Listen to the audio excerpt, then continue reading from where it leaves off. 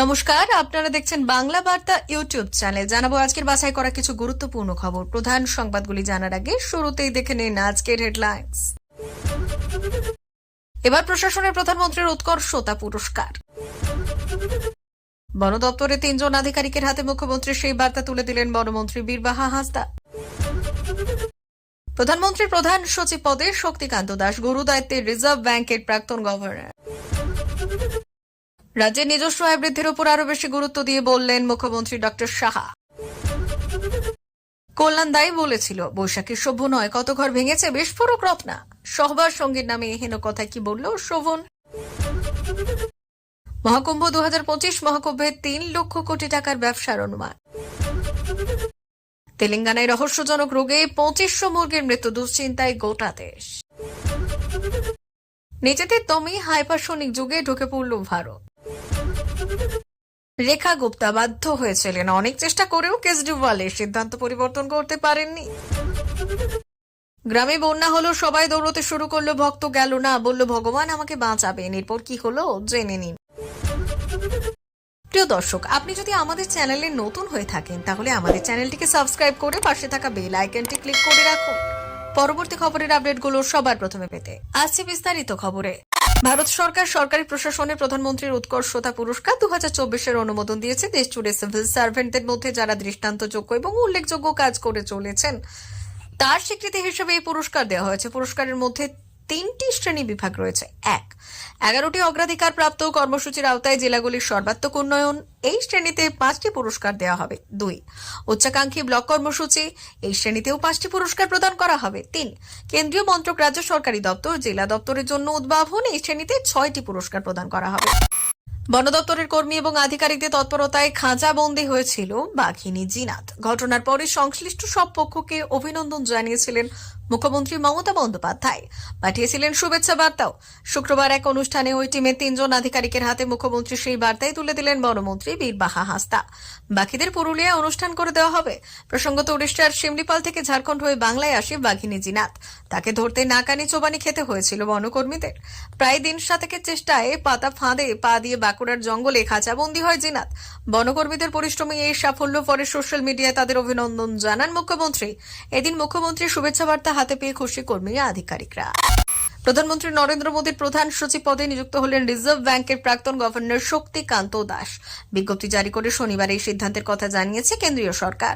ওই বিজ্ঞপ্তিতে ক্যাবিনেটের নিয়োগ সংক্রান্ত কমিটি জানিয়েছে, পরবর্তী বিজ্ঞপ্তি জারি না হওয়া পর্যন্ত প্রধানমন্ত্রী নরেন্দ্র মোদীর প্রধান সচিব হিসেবে দায়িত্বে থাকবেন শক্তিকান্ত দাসী। 2018 সাল থেকে 6 বছর রিজার্ভ ব্যাংকের গভর্নর হিসেবে দায়িত্বে ছিলেন শক্তিকান্ত দাস।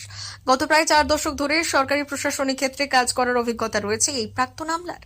কেন্দ্র এবং রাজ্য সরকারের অধীনে অর্থ, কর, শিল্প এবং পরিকাঠামো ক্ষেত্রে কাজ করার অভিজ্ঞতা রয়েছে তার। করোনা অতিমারি পর্বে লকডাউনের সময় যাতে দেশের অর্থনৈতিক ব্যবস্থা ভেঙে না পড়ে তা নিশ্চিত করতে রিজার্ভ ব্যাংকের গভর্নর হিসেবে একাধিক গুরুত্বপূর্ণ সিদ্ধান্ত নিয়েছিলেন শক্তিকান্ত দাস।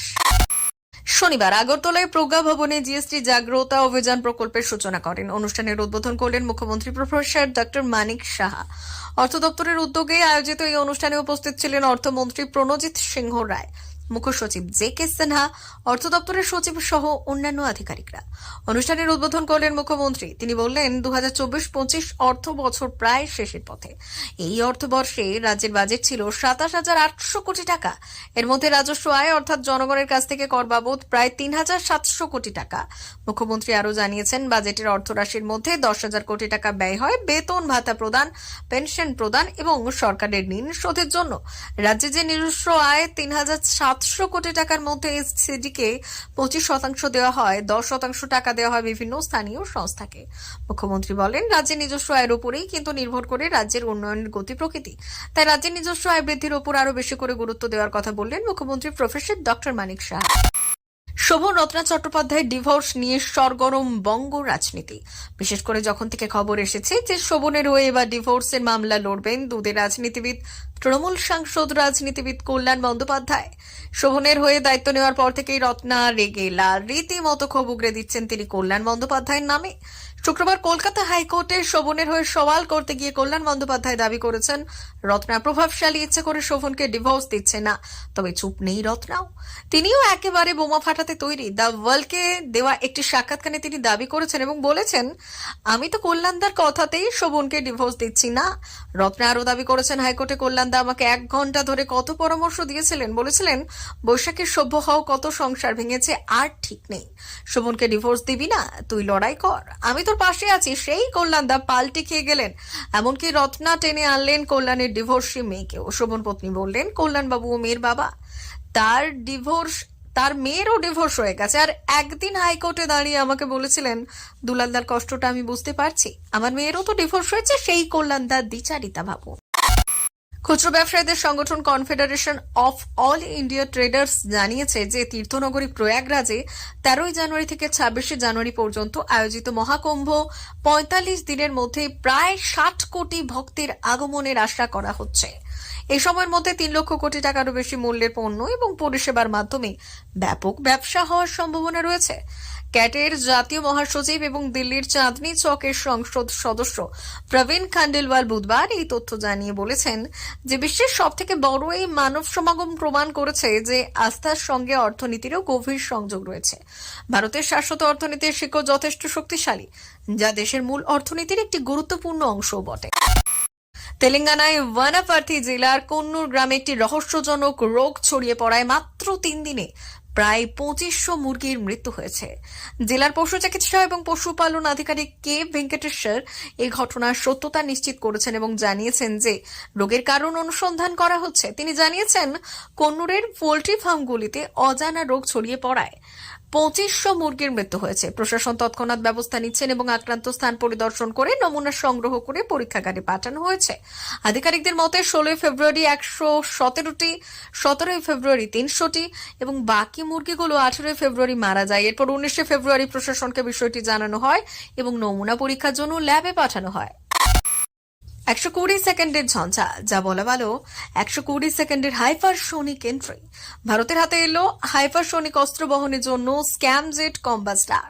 সোজা কথায় বলতে গেলে হাইপারসোনিক অস্ত্র বহনের জন্য প্রয়োজনীয় ইঞ্জিন 120 সেকেন্ড বা 2 মিনিট ধরে ফুল লোডে ইঞ্জিনের কার্যকারিতা পরীক্ষার পর ঘোষণা করা হলো হাইপারসোনিকে যে ঢুকে পড়েছে ভারত।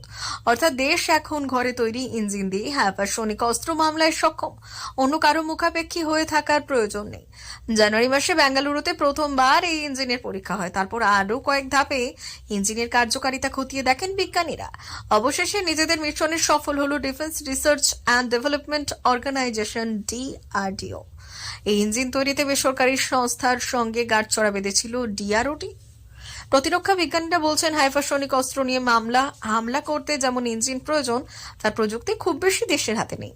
DRDOর এক অবসরপ্রাপ্ত বিজ্ঞানী বিষয়টা ব্যাখ্যা করে বললেন, হাইপারসোনিক অস্ত্র ফায়ার করার সময় ইঞ্জিনের তাপমাত্রা অস্বাভাবিকভাবে বেড়ে যায় আর টার্গেট হিট করার সময় সেই তাপমাত্রা নিমেষে কম করতে হয়। স্ক্যামজেট কম্বাস্টার সেই কঠিন কাজটাই করে। দিল্লির নবনিযুক্ত মুখ্যমন্ত্রী রেখা গুপ্তা আজকাল শিরোনামে। বৃহস্পতিবার মুখ্যমন্ত্রী হিসেবে শপথ গ্রহণকারী রেখা ক্রমাগত অ্যাকশন মোডে রয়েছেন। তিনি বিভিন্ন বিভাগের সাথে ধারাবাহিকভাবে বৈঠক করেছেন। ইতিমধ্যে দিল্লির মুখ্যমন্ত্রীর কার্যালয় থেকে রেখা গুপ্তার একটি ছবি এসেছে, আর এই ছবিটি অরবিন্দ কেজরিওয়ালের সাথে সম্পর্কিত। পুরো বিষয়টি আমাদের জানায় এবং প্রথমে ছবিটি দেখে রেখা গুপ্তা অরবিন্দ কেজরিওয়াল। যেমনটা তুমি ছবিতে দেখেছো, রেখা গুপ্তা মুখ্যমন্ত্রীর চেয়ারে বসে আছেন আর এই সময় তার পেছনে ভগৎ সিং এবং বাবা সাহেব ভীমরাও আম্বেদকরের একটি ছবি রয়েছে। আপনাদের জানিয়ে রাখি যে এই ছবিটি আপ সুপ্রিমো অরবিন্দ কেজরিওয়াল যখন মুখ্যমন্ত্রী ছিলেন তখন তিনি আপ সুপ্রিমোর পোস্ট করেছিলেন। 25 জানুয়ারি 2022 তারিখে মুখ্যমন্ত্রী হিসেবে অরবিন্দ কেজরিওয়াল সিদ্ধান্ত নেন যে এখন থেকে দিল্লির সমস্ত সরকারি অফিসে বাবা সাহেব আম্বেদকর এবং ভগৎ সিং এর ছবি লাগানো হবে। নতুন মুখ্যমন্ত্রী রেখা গুপ্তা অরবিন্দ কেজরিওয়ালের এই সিদ্ধান্ত পরিবর্তন করেননি। তিনি কেজরিওয়াল সরকারের ঐতিহ্য ধরে রেখেছেন। আপনাদের জানিয়ে রাখি যে বিজেপি নেত্রী রেখা গুপ্তা 20 ফেব্রুয়ারি দিল্লি চতুর্থ মহিলা মুখ্যমন্ত্রী হিসেবে শপথ গ্রহণ করেন এবং রেখার শপথ গ্রহণ অনুষ্ঠানটি দুপুর 12:30 রামলীলা ময়দানে অনুষ্ঠিত হয়। আর এই সময় তার সাথে 6 জন বিধায়কও মন্ত্রী হিসেবে শপথ নেন। কিছু মানুষের জীবনে কম কাজ করার এবং ভাগ্য বা ঈশ্বরের উপর বেশি নির্ভর করার অভ্যেস থাকে, কিন্তু সত্য হলো যে কোনো কাজে সাফল্য পেতে বা ঝামেলা থেকে বেরিয়ে আসতে হলে নিজের হাত পা ব্যবহার করতে হবে। ভগবান শ্রীকৃষ্ণ গীতায় সর্বদা কর্তব্য পালনের উপদেশ দিয়েছেন। এই কাজটি কতটা গুরুত্বপূর্ণ তা আমরা একটি গল্পের মাধ্যমে বুঝতে পারি। বন্যা এলে পুরো গ্রাম খালি হয়ে যায়, কেবল একজনই বসে রইল। একসময় লালা প্রসাদ নামে এক ব্যক্তি এক গ্রামে বাস করতেন। লালা ঈশ্বরের একজন মহান ভক্ত ছিলেন। তিনি দিনরাত পুজো করতেন। ঈশ্বরের প্রতি তার 100% বিশ্বাস ছিল। তাদের আশীর্বাদ ছাড়া তিনি কিছুই করেননি। একদিন গ্রামে বন্যা হলো। এমন পরিস্থিতিতে মানুষ গ্রাম ছেড়ে চলে যেতে শুরু করে, কিন্তু লালা প্রসাদ যায়নি। লালা ভাবলেন যে আমি ঈশ্বরের একজন মহান ভক্ত, আমার কিছুই হবে না, আমি এভাবে পালিয়ে যাব না, আমাকে বাঁচাতে কেবল ঈশ্বরই আসবেন। বন্যার পানি ধীরে ধীরে বাড়তে থাকে। গ্রামের কিছু লোক তাকে তাদের সাথে নিরাপদ স্থানে যাওয়ার প্রস্তাব করে, কিন্তু সে বলল না, ঈশ্বর আমাকে বাঁচাতে না আসা পর্যন্ত আমি কোথাও যাব না।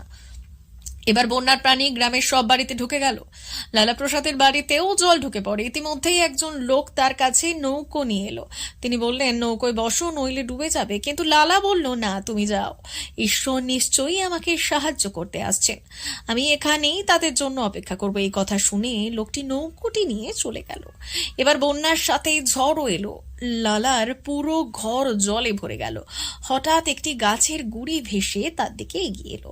সে যদি চাইতো তাহলে সেই কাণ্ডের ভরসা দিয়ে নিজেকে ডুবে যাওয়া থেকে বিরত করতে পারত, কিন্তু তিনি তা করেননি। সে কেবল ঈশ্বরের জন্য অপেক্ষা করতে লাগলেন। অবশেষে লালা পানিতে ডুবে মারা যান। লালাকে হত্যা করার পর স্বর্গে চলে গেল। সেখানে সে ঈশ্বরের উপর রেগে গেল এবং বলল, হে ঈশ্বর, আমি সারা জীবন তোমার এত উপাসনা করেছি, কিন্তু তুমি আমার জীবন বাঁচাতেও আসনি কেন? এতে ঈশ্বর বললেন, বোকা, আমি তোর জীবন বাঁচাতে অনেকবার এসেছি। আমি প্রথম নৌকো নিয়ে এসেছিলাম, কিন্তু তুমি আসনি। আমি সেই গাছের গুড়িটাও পাঠিয়েছিলাম, কিন্তু তুমি এই সাহায্যে নিজেকে বাঁচানোর জন্য চেষ্টাই করনি। এটা আমার দোষ নয়। প্রিয় দর্শক, এখনকার মতো খবর এই পর্যন্তই। ধন্যবাদ।